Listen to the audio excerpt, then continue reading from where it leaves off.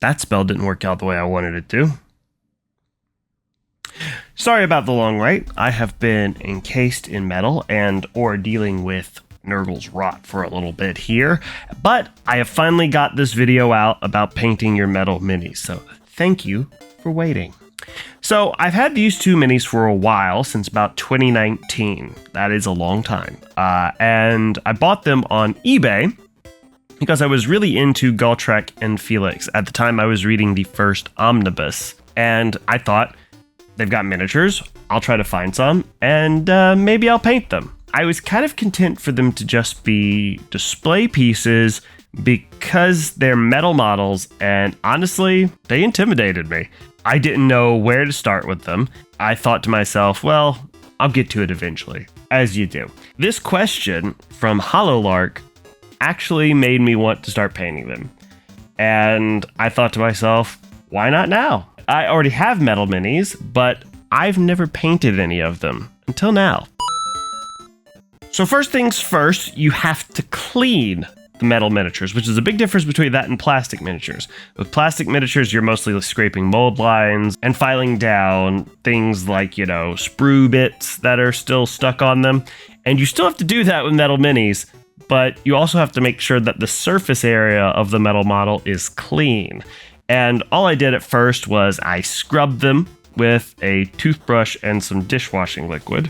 That didn't really do too much. It got a little bit of the surface schmutz off, but not all of it. You want them to be nice and shiny so that the paint has something to stick to. You need a smoothish surface so that it doesn't scratch off easily once you get the paint all on there. After the dishwashing liquid, I said, well, you know what? This is what I'll try. I have Simple Green, which is an environmentally friendly cleaning product that I use usually when I'm stripping paint off of miniatures, but I figure, well, it's safe for plastic, it should be safe for metal, right?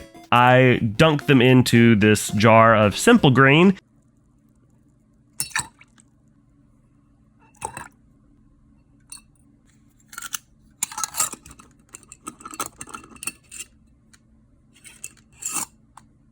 And let them soak overnight.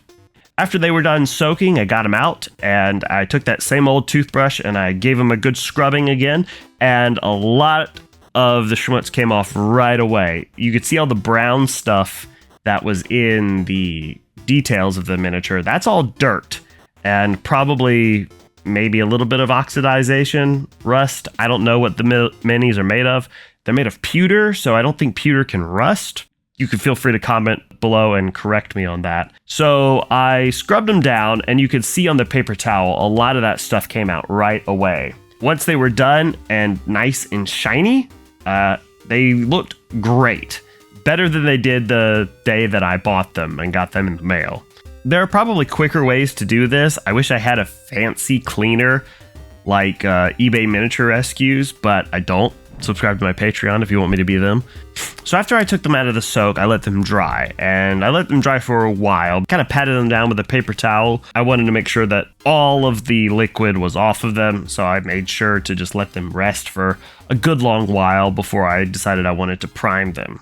I'm going to prime these guys with an airbrush. You can use rattle can paint, I'm sure. I haven't tested it, of course, but I'm sure that using rattle can primer is perfectly acceptable on metal miniatures.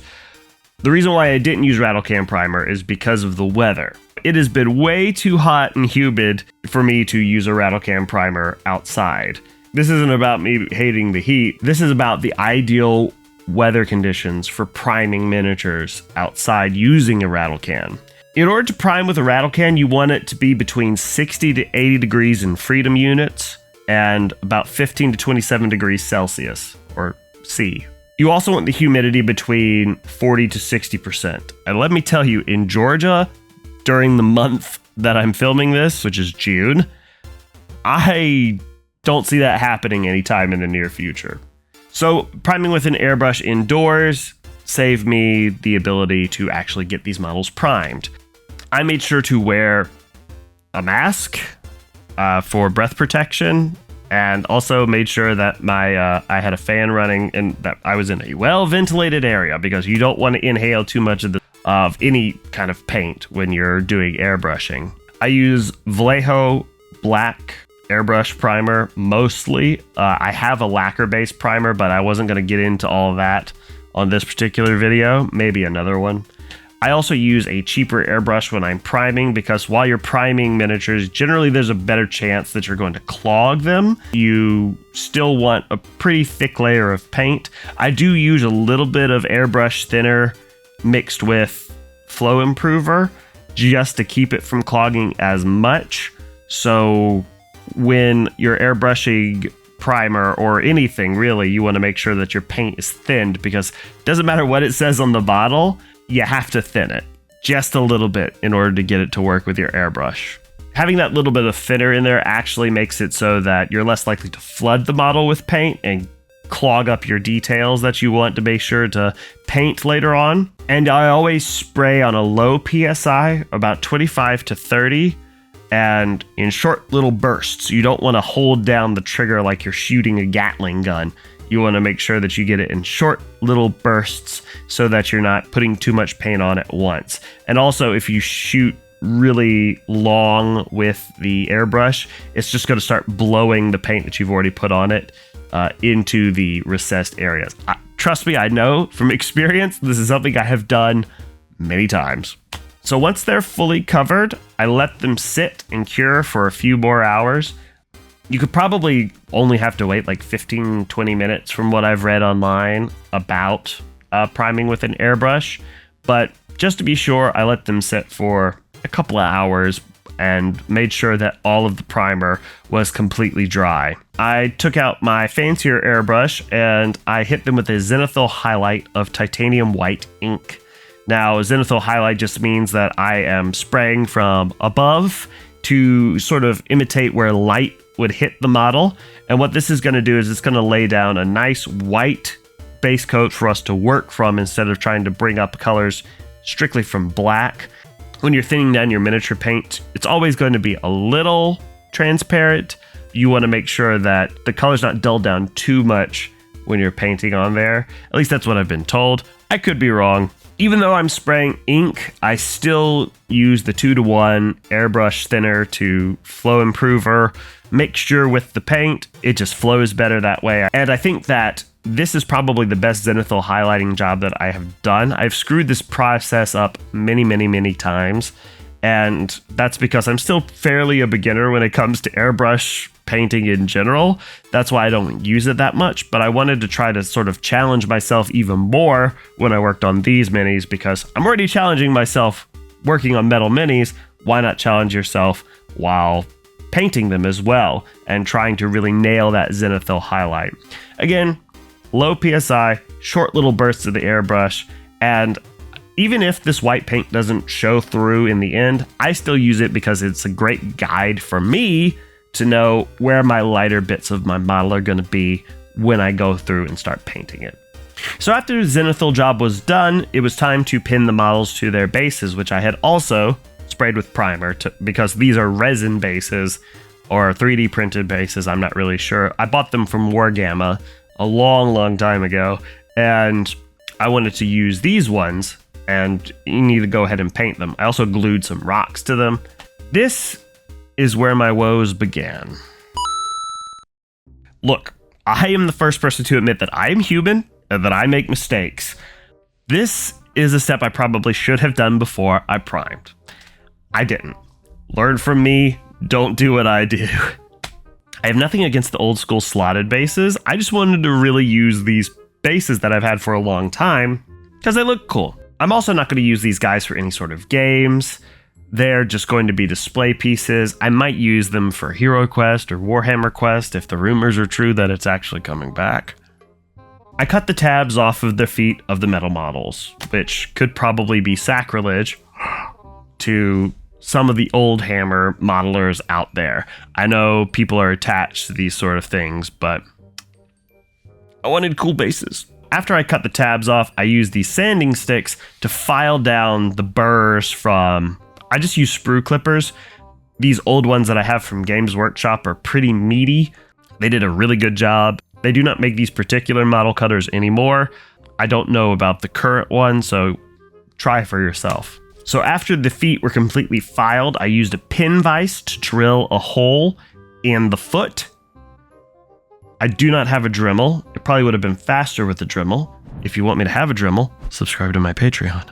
After the hole was made, I just took a paper clip and I cut off a section of it using those same sprue clippers. Again, versatile. I might be ruining them. I don't know. I made sure that I had more paperclip than I needed in that hole, and then I just took some super glue, dabbed it on the end of the paperclip, and set it in the hole and let it dry. Once it was dry, I clipped off the excess. And I just repeated that process for each model, is what I would like to have said. This process was super easy with Gotrek. Even though he has this sort of wonky foot that's kind of like up and out, and there's like just the tiniest little bit of point of contact, which is why I couldn't just like epoxy him to a base or something like that. His feet were not both flat. That actually went super well and super easily. I just drilled a hole in there, popped the paperclip in, and he's done. And he sat on his base perfectly.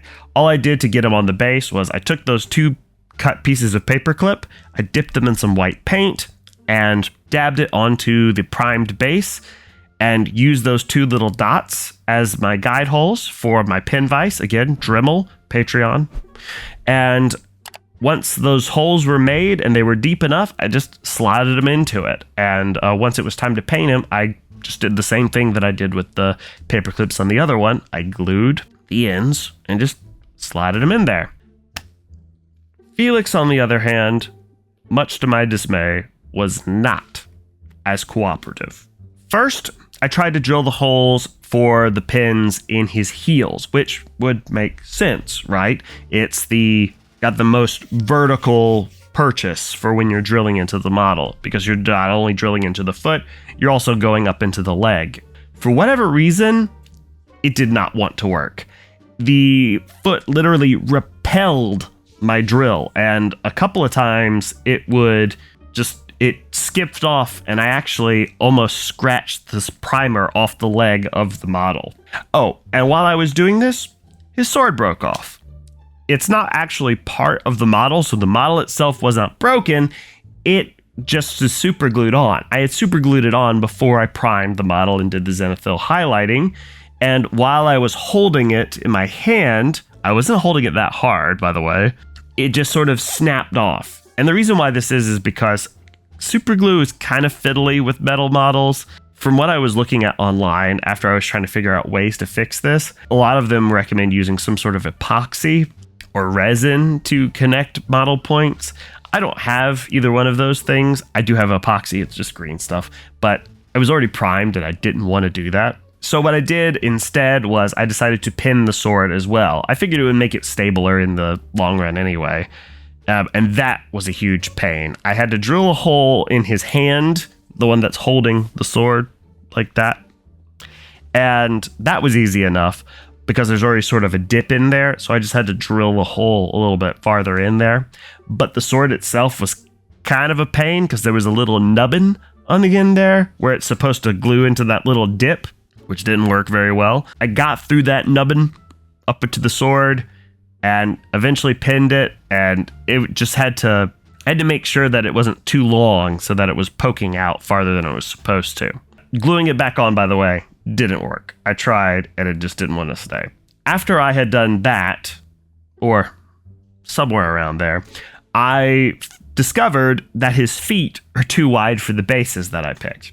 I don't have any bigger bases for these guys, so I had to improvise. His right foot, if you're looking at the model, is facing forwards, and that had enough purchase for me to be able to get a pin in there to be able to put it into the base. His left foot is sort of poking straight out, and there was no way that that was going to go into the base, even if I had been able to pin the heel. What I did is I took some green stuff and molded sort of like a little cliff for him to stand on that hung off the base. Again, these models aren't going for any games, so it really doesn't matter. I kind of made a little cliff for him. It also helped to attach the model to the base.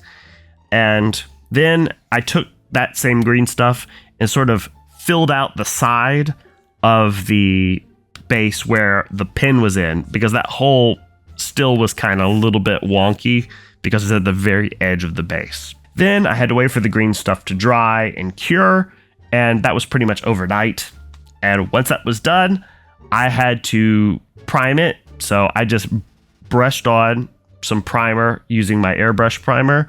And once that was full and set, the models were ready to go. And it was time to paint. So I started off using Barbarian Brawn on Gotrek and Felix's skin. And Gotrek is about 80% beard, about 10% skin, and about 10% other. So he was a pretty easy model to find the coverage for, but he definitely has more skin than Felix when it comes to the difference between the models. And the reason why I'm using this particular shade is because it's a darker baseline for us to get our skin tones from, and we can always work up from this. And that's generally what I'll do when I'm painting skin on miniatures in general.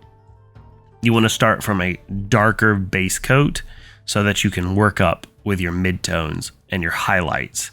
And this way you just get a more flesh-like appearance, as gross as that sounds, and it just makes it so it's more believable and reads as skin and not just like, you know, I colored in the lines here.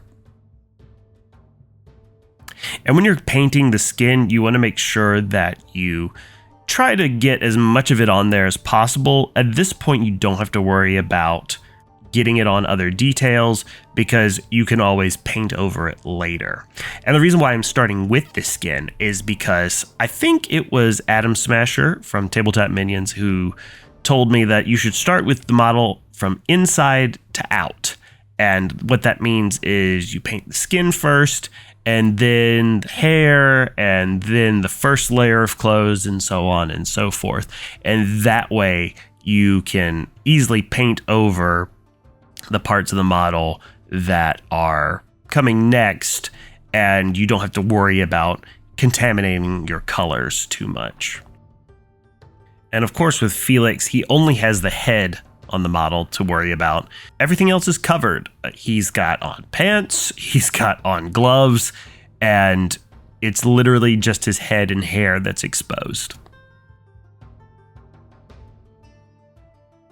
Next up on Gotrek, I started with his beard, which I started with Molten Lava from Army Painter. And I'm using this one because it's sort of a darker orange. And Gotrek has a lot of hair. He's got a lot of beard, he's got a big mohawk and a big mustache, and I wanted him to definitely be striking because they are the focal point of the model. He also has a big bushy eyebrow that you can kind of see there that I wanted to make sure I hit with orange as well. Next up was Marine Blue. I went ahead and painted the head of the troll that Gotrek has in his hands. I decided to paint the troll blue. I don't really know what color trolls are supposed to be. Next up was Brigade Gray for Gotrek's pants and Felix's pants and sleeves as well. And I'm starting with this light gray because these are basically white in my reference picture. I wanted to have a slightly duller color to work from instead of just pure white, because you can't go anywhere from pure white. You just have to stay at white. So we'll go from gray to white. Next up is Xandria Dust, and this is just for Felix's hair. And Felix is blonde in the reference picture, and this is a good base coat for a blonde hairstyle. Next up, we do a dark brown coat for the boots and gloves on Felix. And this is going to be for the leather parts on Gotrek as well, which there are not that many. Felix definitely has more of the brown colors on him. Next up was Sanguine Scarlet, and I kind of broke mold here from going inside out. I didn't do the armor next, but the cloak is definitely a very big part of Felix's model, so I wanted to make sure that I painted that. Next, I also went back and grabbed some of that Xandria Dust to put on the tusks for the troll, just to kind of like, you know, vary things up. And I painted those leg cuffs dark brown.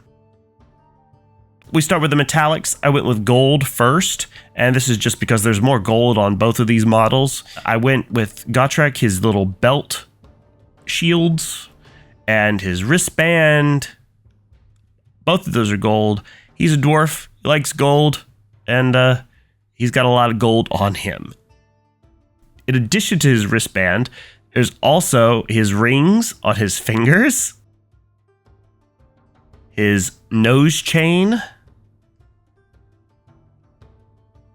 and on Felix, I went ahead and I did the clasp on his cloak, and Gotrek also has gold on his axe as well. I didn't show that painted here, but Felix also, the hilt of his sword is gold. Next up, we start with the silver, and Felix has more silver on him. His chainmail is silver, and this particular model doesn't have the coat over it, so it's just all chainmail. And then also, of course, his sword. And then Gotrek, you see the gold on the axe there, and also the chain connecting his axe to his arm. And I painted around that gold with the silver. Next, I realized I hadn't painted Gotrek's eye patch, so I mixed a little bit of wizard gray and black together, and that's just so we're not working with pure black and we can move up from there. We start with some washes. I use Gilliman flesh as sort of a wash so that I can get a more of a rosy color into the skin and also get into those details and darken them up. Felix in particular, I wanted to make sure, because he's got this really cool scar on his face, and this just darkens it up a little bit more. So again, we have a darker tone to work from. Next, we did a wash of brown, and this is my noob technique showing, and a lot of more advanced painters don't do this sort of thing. They say don't use washes, they're a crutch, but I've used them for a long time and I keep using them. And I just put brown pretty much all over the models on the places where aren't silver, and for that, we have a black wash. And I also use a black wash on the dark gray as well, or on the brigade gray to kind of make it a dark gray. And I washed the troll with black as well. Then it's time to start highlighting. And for that, I just mixed dwarven skin and barbarian brawn and just started bringing up some of the highlights. This is going to create our midtones. We want to pretty much cover the rest of the skin, leaving the most recessed parts that shaded barbarian brawn. And we want to pick out the details as much as we can. And from that, I would just add dwarven skin to the skin, highlighting again, and trying to pick out the raised parts, and just sort of bringing it up and putting less and less of each paint on the skin as I went along. With Felix, it was definitely all about like picking out the details in the face. And with Gotrek, mostly it's about getting the muscles and his facial details to stand out as well. And this right here is just pure dwarven skin that I'm putting on there. I'm not putting as much of this on there as I am the original one. Then I mixed dwarven skin and elven skin, again, progressively bringing up those skin tones to the point where they would look more natural. And we're putting less of this on the model as well, really finding the high points, places where there's skin stress or like where light would hit to bring out the details in the skin. And of course, after that, it's just a small highlight of the elven skin to really hit on the areas. Next, I started working on Gotrek's beard, and I went back with the molten lava and brought up some of those darker areas. Then I used Troll Slayer Orange, which kind of looked the same, but I guess it's a little bit brighter to bring up some of the highlights. And last, Fire Dragon Bright to really hit the areas where the beard was exposed to light the most. But his beard's very stringy, so it was kind of hard for me to find the ideal highlights, but it worked out in the end. It really worked out well on his mohawk, and I thought it came out looking pretty cool. his eyebrow as well. Then we started bringing up the pants again. Using that wash, we created a darker gray underneath the brigade gray. So we were taking the brigade gray, which is really hard to say, and bringing up those highlights on the flatter areas, letting the folds and creases that are going to be naturally darker be darker. I did the same thing on Felix. Felix is a lot flatter areas, particularly on his leg here, where you want to definitely brighten it up. You don't want to leave too much darkness in there because it doesn't, that's not how cloth works. Cloth will only be dark in the places where it's folded over. Oh, I also needed to make sure that I got the arm behind and not get too much white or gray on the red. And then I took just pure white and I hit it on the flattest areas. I didn't want to use too much of it, but you want the clothing to read as white. Then for the leather, I just added white to the base brown. I added less white in the first time, but I'm just trying to progressively bring up those brown highlights. That's what I'm doing here is I'm still leaving most of the darker areas that dark brown, and the flatter, more smooth areas I'm painting to be that lighter shade of brown. But leather has scratches and things like that, so it's not going to be a smooth, direct highlight. And then I followed it up with a little bit more of a white in that dark brown and just picked out sort of the areas where the leather would be stressed the most, like on the toes and the obvious creases, and where it would shine the most based off of how the leather was folded or worn. That includes the fingers especially. And that also helps us to define them a little bit more. Then we started on the cape, and I did something very similar here. I added white progressively to my red. All I'm doing here is I'm bringing back up the flatter areas of the cape and paying specific attention to the areas where, like, it's flat, there's no billow, and you would be able to see more of the fabric color, but you don't want to bring it up too much to the point where it's like pink. That's the big thing that you run into when it comes to painting red cloaks, especially if you're just mixing in a white highlight. You want to make sure that you bring up your highlights enough to the point where it's an obviously brighter shade of red, but you don't want it to be pink, unless your character's wearing a pink cloak. But as you can see here, I'm not getting all over the cape. I'm trying to leave the flatter, more folded areas darker to create the contrast and create the illusions that this is fabric. Particularly up at the top on his shoulders, that's where you're going to get more of the brighter colors, and in that hood, that it kind of looks like a hood, but it's not. I then just took that red that I was working with and I painted in the severed neck of the troll that Gotrek is holding. And he also has like what looks like his esophagus and carotid artery back there. Then I took some of that brigade gray, that some of that light gray. We'll stop trying to say that word. And painted in his eyes on the troll because they're very obvious, and also just to kind of knock it out and get it out of the way. Then I started on Felix's hair. I took that Xandri dust and reapplied it back to the top parts of the model after I had shaded it with brown, so that way that we have more of the beige sandy color out there instead of the darker brown, and we leave that to the recesses of the hair. Then I used a bone color. I believe Screaming Skull is the one I used. I mix it with a little bit of the Xandri dust, kind of build that highlight to the point where it doesn't look so stark. Then I went back with the gold and highlighted the gold parts of the models so that they weren't too dulled down from that brown wash. And this also gave me the opportunity to neaten up any of those metallic details that I might have missed.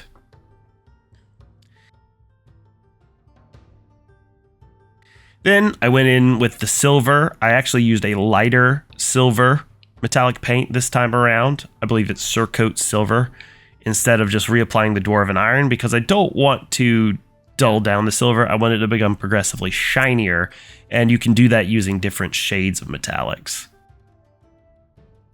And I used the lightest shade of metallic that I have, which is Mithril Blade, on the highest bits, like the edges of the swords, and also to sort of just create the illusion of light reflecting off of Felix's sword here. I then went and I dry brushed the troll with a little bit of a lighter blue. I just mixed my regular blue with some white and just brought up those highlights. And that's just so I could get more detailed on where the details on this troll were.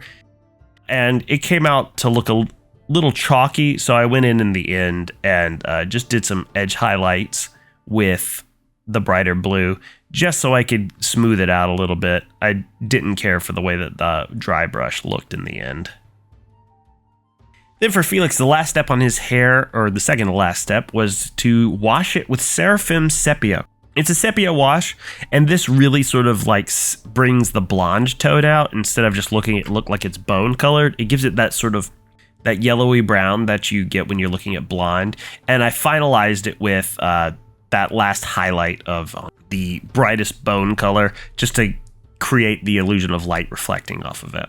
And then it was time for the most intimidating part for me, the freehand. Felix has stripes on his pants, and I decided I'm gonna do that. And I'm really proud of how straight these lines are.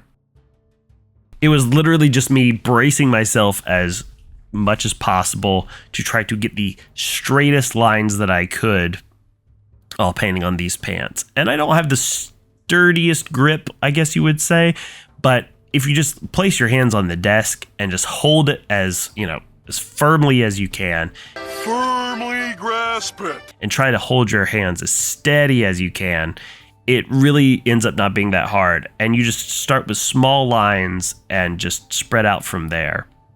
And his legs also bend down, so I kind of had to like try to like move with the shape of his leg. And I just did the top of the leg. I considered doing the bottom of the leg, which you kind of see here, and decided not to ultimately. And then I just followed it up and did the same thing on the other leg. I don't think the other leg was as neat, but you know what? It worked out, and it reads pretty well, I think. I then went with the troll and did some effects paint on it. I used a Blood for the Blood God, which is a really cool Citadel effects paint. And I put it on his eyes and on his neck, well, you know, the place where it's just a bloody stump. I didn't bother really highlighting the bone that was sticking out there. I just figure, you know, that's not a part of the model that you're going to really be like looking at too much. Bloodying up the neck. And then, of course, if Gotrek just cut the neck off of that troll, there's got to be blood all over his axe. And, yeah. So we got to bloody up the axe with some Blood for the Blood God. And that was it. So here they are, the finished product. And I gotta say, I'm pretty happy with the way that they turned out. I think the paint job on them looks pretty awesome. The only bad thing about Gotrek is that I noticed while I was painting him, there's actually a mold slip, meaning that the model itself, the two halves of it, are not completely lined up, which is a shame. But since these are just display models, I'm not really too upset about it because it's gonna look great just looking at it on my shelf. So you know when boomers say, "You kids have it easy these days," when it comes to minis, they might be right. Even modern metal minis are not as difficult to work with. At least I don't think so. From everything that I've heard and read and seen online, Infinity models, which are still metal, are miles better than these older sculpts when it comes to ease of working with them. And that just comes down to the fact that sculpting technology has improved and molding technology has improved as well. This way we don't have little problems like the slip that you saw with Gotrek in my painting section. And that's a huge bummer about that model because it's really cool and that little tidbit could potentially ruin it if you looked at it a little too hard. But if it's just sitting up on the display shelf, which is what it's going to be doing, then you don't have anything to worry about there. But in the end, I'm really glad that I painted these guys. I have had them for so long, it's a little surreal to see them painted and sitting in my display shelf. And I'm really proud of the paint job, and they are very cool minis. And I'm glad that I challenged myself to be able to paint them up to the point that I did, and it was a lot of fun in the end. And I think I learned some valuable lessons when it comes to just prep work with models in general, and what it takes to paint a metal mini. So I definitely have some appreciation for you Oldhammer players out there, and you older modelers / painters who have been painting metal models from the beginning. Bless you for paving the way for us little plastic babies. So hopefully this inspires you to challenge yourself to paint something that you normally wouldn't, something outside of your comfort zone, whether that's a metal model, a resin model, or it's just a model that you find intimidating. Maybe it's a big model. Maybe it's a model that's really, really small. Both of those present their own unique challenges. So go out there and give it a try yourself. And what's the oldest model in your collection? Let me know in the comments. I want to know if you've painted it or if somebody else painted it for you. A huge thank you still to my Patreon supporters, Travis, Rachel. You're the best 2 people who are on my Patreon, and you're the only 2 people on my Patreon. But you too can be amongst the elite Patreon Wizard Circle members. Only $5 a month will help you support this channel and help me keep making these videos. And thank you for subscribing, commenting, all that stuff. And yeah, join me next time for more hobby and gaming goodness. Bye-bye. Normally I have like a spell or something that would send me out of here or something. I used my spell at the beginning, so I'm kind of on cooldown for a little while. So this is kind of awkward because last time it's just been an empty